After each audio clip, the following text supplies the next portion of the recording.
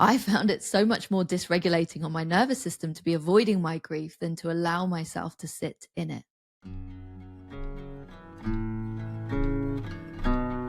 Hey, I'm Tanya Wilkinson, and this is Death on the Daily. Let me ask you something. Do you ever find that your grief gets squeezed out in your busy life? Like you don't have any space for you to be able to really feel your grief? And I went for a grief walk with one of my grief coaching clients recently, and she said that actually the only time that she could really allow herself to feel her grief was in the shower. And that really resonated with me. And that's why I wanted to do today's episode to talk about our busyness that can get in the way of our grief, but how outside of when we're in the shower, when we might feel our grief, but also when those amazing ideas can download, because that's the only time where we really allow for that silence in our life, for our inner voices to be able to speak. Aside from that, I want to show you today a really simple way that you can practically find time that you can create your own mini grief cocoon in any day so that you can really be able to feel it. And the reason that carving out the sacred space to be able to feel our grief is so important is because actually that's essential for us to be able to process our grief. When someone dies, that is a change that is forced upon us, and that is so dysregulating for our body. It means our brain literally has to rewire new neural pathways to be able to accept that person or that pet's loss, to be able to accept grief and to understand grief as a part of us. It is a whole cocktail that we're going through. And actually, it's a cocktail that can feel like it's going to swallow us up alive. And that can have us running. But when we can be present with our grief, we can see, as in my own experience as a bereaved mother, I lost my daughter. She died 21 weeks into pregnancy. And that was something that I prior to her death, could never have even fathomed that I could have ever got through it. But actually, in me being present gently, breath by breath, step by step with my grief, I realized I have a capacity to hold this. But not only that, but actually, I can find grounding in my grief. I can understand myself. I can understand my forwards path better when I'm able to find these little pockets of presence with it. So let's talk a little bit about why we avoid grief. And I, hand on my heart, as a grief coach, can tell you that I still call myself out on areas where I'm definitely avoiding my grief. And the reason for this, in part, is because our societal, our familial conditioning, it runs deep. And within the world that we live in, death and grief are really pushed away from conversations. There is what I call the roadrunner effect when it comes to talking about things that are difficult. Thankfully, there's a lot more people who are now talking with a lot more vulnerability about death and grief and willing to lean in. But equally, there is so much where, for example, in my family, this has happened a lot, where I will talk about something and everybody is just sort of freezes up and is like, no, no, no, no, and tries to get off the conversation as quickly as possible. And in society, we're taught that big girls and big boys don't cry. We're taught that grief and showing our emotions is a weakness. We're taught that actually we should just grieve in private, keep it over there, thank you, away from everybody else. What this can create is it can create whether that's shame around grief, whether that's avoidance, whether that's us thinking, oh my goodness, I cannot go there because it's the scariest thing ever. But here's the thing, in my experience, what I found is actually our avoidance is worse than actually the thought of going into our grief. I found it so much more dysregulating on my nervous system to be avoiding my grief than to allow myself to sit in it. But it's also important to acknowledge those fears that are within us. We've obviously got all of that societal conditioning and that noise around us that's telling us to not go there. But also within us, it's really important to acknowledge that actually grief triggers a lot within us, within our brain, within our nervous system. So the amygdala, which is the part of our brain that handles threat, it's the part of our brain that our fight, flight, freeze response, it just automatically happens. And this gets really, really activated when we're grieving. And what this does is it basically means that our nervous system goes into a state of dysregulation when we're grieving. Because actually in our body and in our mind, we are seeing that loss and our grief as a danger, as a threat. So it's really important that we nourish our nervous system throughout all of this. And again, in the practices I'm going to share, that is going to be front and center. But finally, it's really important to acknowledge that actually when we pushed death and grief away from our communities, when we haven't had that eldership and that, I suppose, like mentorship that we would have had in our communities of watching people dying, of supporting people, of that community care that was so much more interconnected when we used to live in these tighter communities. We haven't had that guidance, that mentorship, that education. So this is really about us relearning. So how can we sit with our grief in a gentle and compassionate way? And I've got this simple practice that I've created for any busy life. And this is a practice as well that is appropriate, whether it's that your life is just generally busy and that is just a practical fact of life, or if you can just compassionately shine a spotlight on the fact that actually, no, I've been keeping myself busy to avoid my grief. It's broken down into a few steps, but what I will say is this is a practice that you can literally do in 5 minutes on any day. And I share this with the encouragement to turn this into a sacred ritual, a space where you can cocoon in your grief on the regular, whether that's 5 minutes daily or whether that's 10 minutes, maybe every single weekend. Hello, beautiful friend. If you're watching this, then I'm guessing that it might be because you're grieving. And you might be like many of the grievers who I support through my grief coaching, as well as people who I speak to on the daily who say to me, T, I don't have time to grieve. I can't find the space in any month to be able to be with my grief. And that's why I've created Grief Cocoon, a brand new monthly live event that happens online so you can tune in from your own grief cocoon at home. And cocooning is really important in our grief.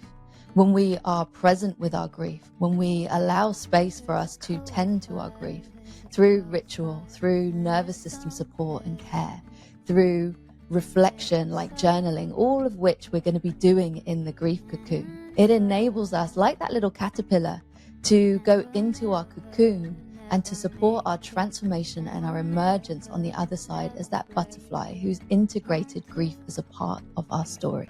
If you want to join us for the next Grief Cocoon event, then head to the show notes and all of the details are there. So first up, we've got creating your safe and nourishing space. This is finding any little corner, whether that's in your house, whether that's a space out in nature, where you feel really grounded, where you feel really safe, where you feel, okay, I can fully express myself here. It could be a little nook, a bit like the one that I'm sitting in here. It could be in your bed. It could be anywhere. For me, actually, one of my safe spaces is out in Epping Forest near where we live. There's a beautiful, beautiful part of my forest where I will ask myself the questions that I'm going to share with you, because I know that that's a space where every single Sunday when we're there, actually, I feel so grounded and I feel so present, no matter the whirlwind that's happened in the week behind. So find that space and then turn that into your griefy cocoon. You might like to light a candle. You might like to just make sure that you've got lots of blankets, you've got lots of cushions. It could be anything, or just sit down and show up exactly as you are. Next up, we've got naming your feelings. This could be saying them out loud. It could be writing them down in a journal. Just ask yourself the question, how am I really feeling? And just let your words flow. Speak your truth. Because we live in a world and a culture where so often to the response of how are you, we'll say, I'm fine. I still do this all the time. Always calling myself out on it. Always say, I'm fine. Default, I'm fine, even if I'm not. So actually, can you start to explore your emotions? And for some of us, this might be a little journey because actually it takes a little bit of time for us to be able to really be able to express our emotions, even to ourselves. But just being able to say to yourself simply, I'm feeling sad today. I feel numb. I don't quite know what I'm feeling, but I feel numb and a little bit tired. Or I feel a mix of emotions. I feel really joyful, but I also feel really stressed. Or I feel really calm, but I also feel very sad and melancholy. And naming your feelings is really powerful because what this helps to do is to move your grief from being, I suppose, centered in your amygdala in that fight flight response into the space that's called the prefrontal cortex. And in the prefrontal cortex, this is where we make meaning of things. Third up, we've got listening to what you need. So after you've asked yourself, how am I really feeling? You're going to say to yourself, dear body or dear me, I'm listening. What do I really need today? From that space of griefy sadness, from the space of feeling a little bit anxious and stressed, ask yourself what you need. And again, whether that's write that down, say it out loud. You might like to do this with someone who you love as well. It can be really powerful to do this in conversation or with a fellow griever. Listen within and take action on that. If you feel like your battery's running low, it might be that you say, okay, what I need today is to go to bed half an hour earlier. What I need today is to do that guided meditation. And if you want some guided meditations for griefs, I'll link some in the show notes from this channel. It might be that you say to yourself, I need to just get out in nature. I need to get my feet on the earth. I need to take a few breaths. Listen within and take action from there. So this links us to number 4, which is doing those supportive practices.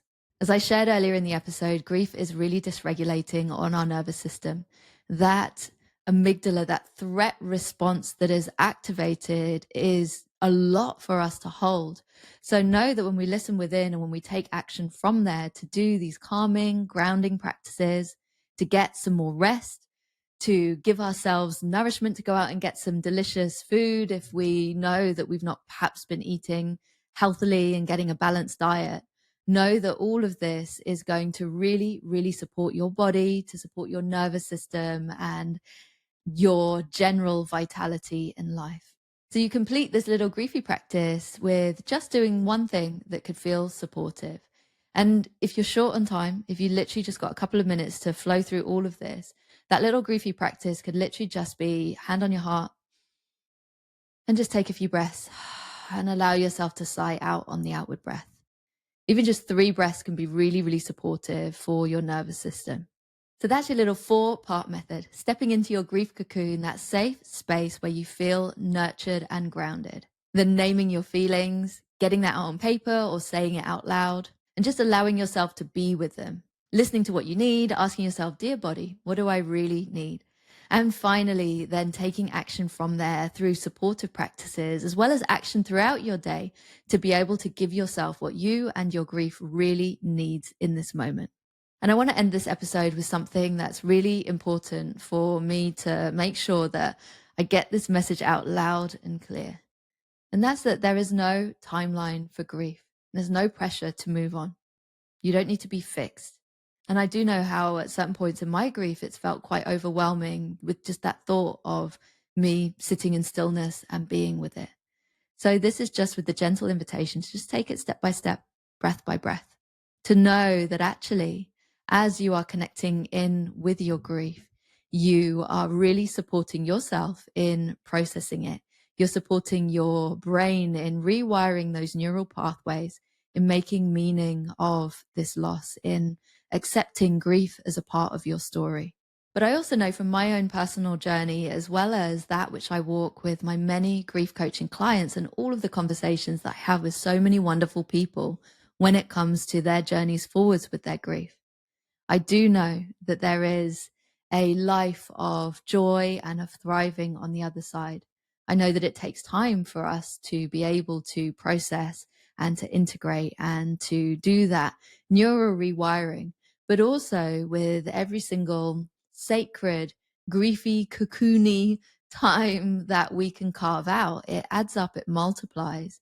And actually, in the journeys that I walk with others as well as with myself, I know that when we're present with our grief, it can lead us to a deepening of our love, of our presence with this life and everything it has to offer, a deepening of our purpose, a deepening of the meaning of our life, a deepening of our connections to others, and so much more.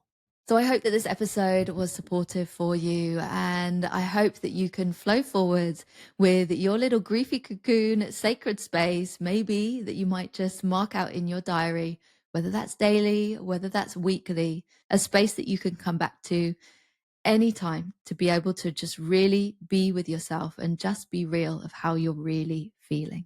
And if this episode was supportive for you, I would love it if you could hit subscribe on this episode, as well as if this episode feels like it could be supportive for someone else, maybe hit that share button and send them the link. And wherever you are in your journey, know that I am sending you lots and lots of love. Thank you for joining me on Death on the Daily. If you like this episode, it would mean a lot if you could hit subscribe. Plus, head to the show notes to find out about my work as a grief coach, and there's a grief journaling freebie there for you.